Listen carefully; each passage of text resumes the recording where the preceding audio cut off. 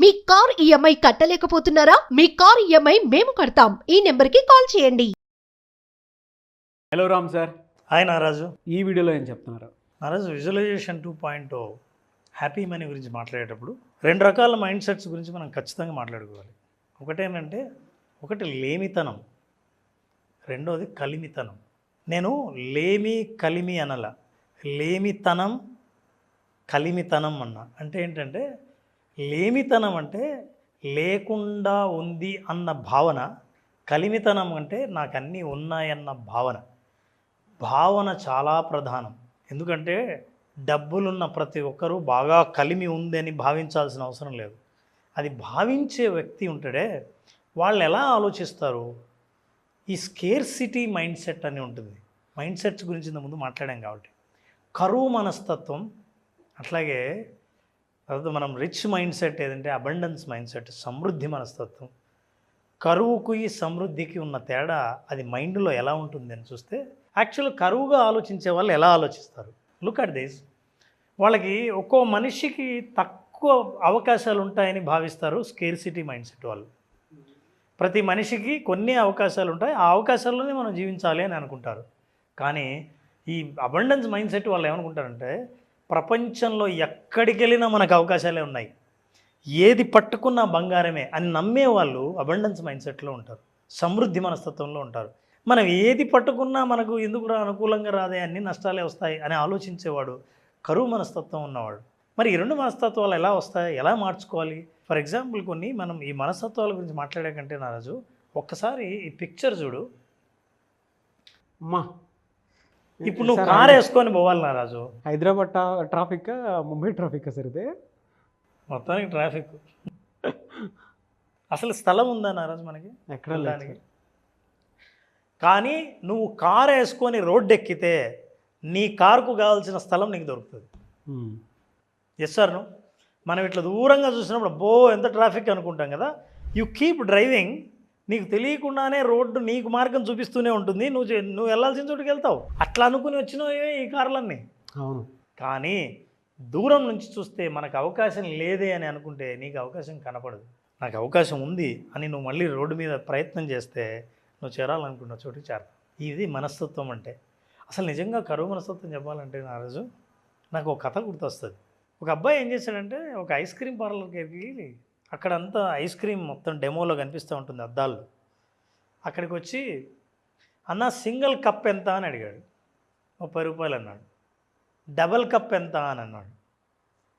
60 రూపాయలు అన్నాడు. మరి స్ట్రాబెర్రీ అయితే ఎంత అన్నాడు. సింగిల్ కప్ 30, డబల్ కప్ 60, 60 రూపాయలు అన్నాడు. చాక్లెట్ ఎంత అన్నాడు. అరే నీకు ఎన్నిసార్లు చెప్పాలి, నువ్వు ఏ ఐస్ క్రీమ్ తీసుకున్నా సింగిల్ 30, డబల్ 30 అన్నాడు. సరే అయితే అని లోపల కూర్చొని సింగిల్ కప్ ఆర్డర్ చేయండి అని అడిగాడు. పాపం వెళ్ళి కూర్చున్నాడు. కూర్చొని ఐస్ క్రీమ్ పార్లర్లో ఐస్ క్రీమ్ ఆర్డర్ ఇచ్చి సింగిల్ కప్ తినడం మొదలుపెట్టాడు. చిన్న పిల్లగాడు. వాడు ఇన్నిసార్లు అడిగాడు దానికి, ఈ సింగిల్ కప్ కోసమా అని వాడికి చిరాగ్గా ఉంది. ఆ తర్వాత తినేసిన తర్వాత అక్కడ చిల్లర అంతా తీసి పక్కన ఎంచుతున్నాడు. చేసి వాడు బిల్ ఇచ్చాడు, 30 రూపీస్ ఇచ్చాడు.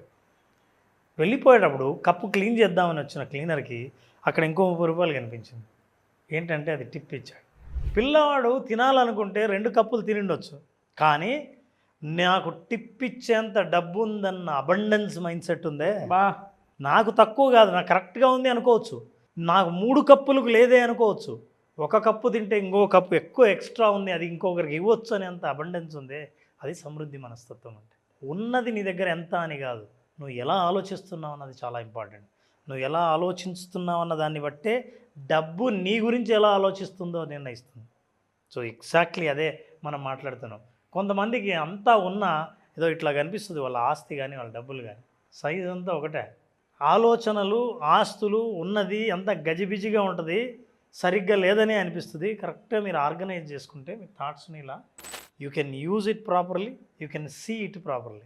మనం అట్లా చూడకపోవడం వల్లే ముడిపడిన ఆలోచనలు, అంత అర్థం కాని ఆర్థిక స్థితి మనం ఫీల్ అవుతూ ఉంటాం. అందుకే స్కేర్సిటీ మైండ్ సెట్ ఉన్నవాళ్ళు అబండెన్స్ మైండ్ సెట్కి షిఫ్ట్ అవ్వాలి.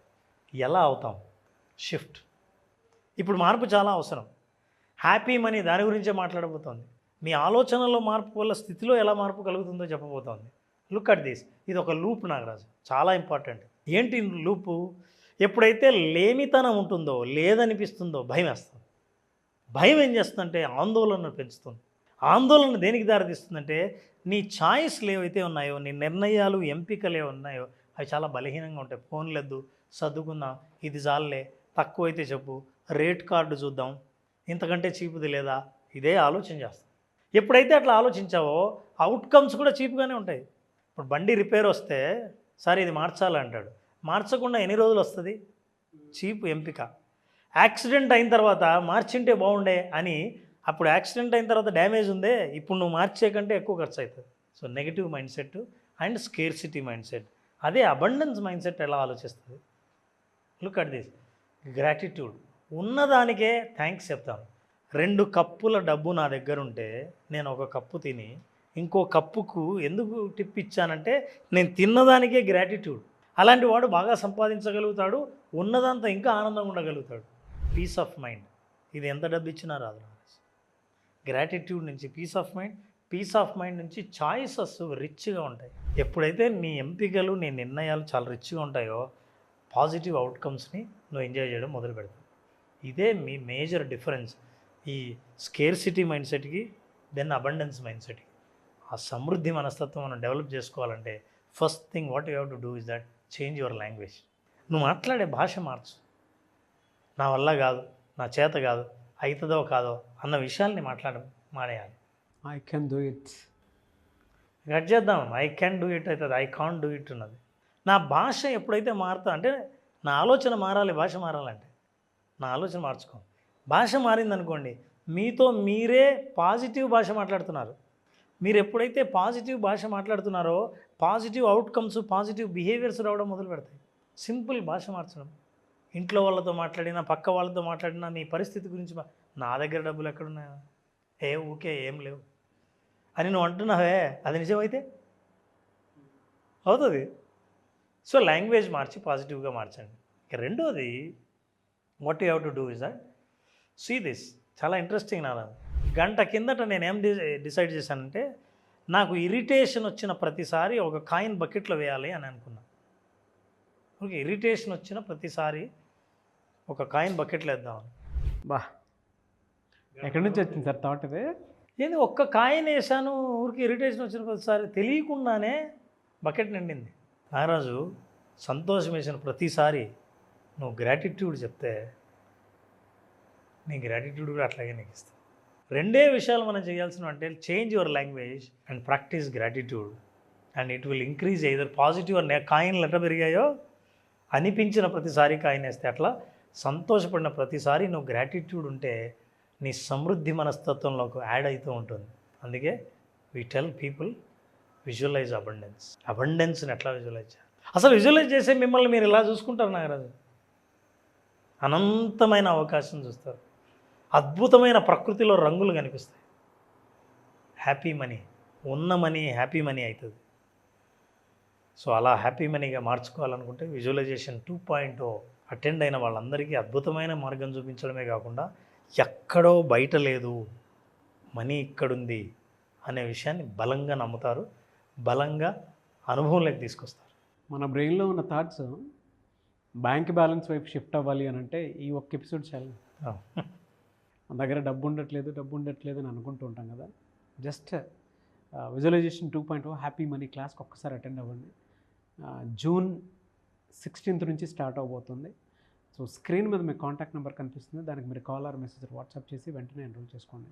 ఒకవేళ మీ కాంటాక్ట్ నెంబర్ కనెక్ట్ అవ్వకపోతే మిస్టర్ నాగ్ అఫీషియల్ 1 అని నా ఇన్స్టాగ్రామ్ ఐడి ఉంది, దానికి మీరు పర్సనల్ మెసేజ్ పెట్టినా కూడా డెఫినెట్గా మీకు క్లారిటీ వస్తూ ఉంటుంది. అయితే ఇలాంటి ఎపిసోడ్ సార్, ఇంత స్కిల్ఫుల్ నాలెడ్జ్ తెలుగులో నేను ఎక్కడా చూడలేదు సార్. అసలు నాకు మీరు మాట్లాడే ప్రతి దాంట్లోనూ ఏదో ఒక అవకాశం మన మైండ్ సెట్కి సంబంధించి నేర్పుతూనే ఉంది. Really fantastic and hats off to you Ram sir. Thank you Ram.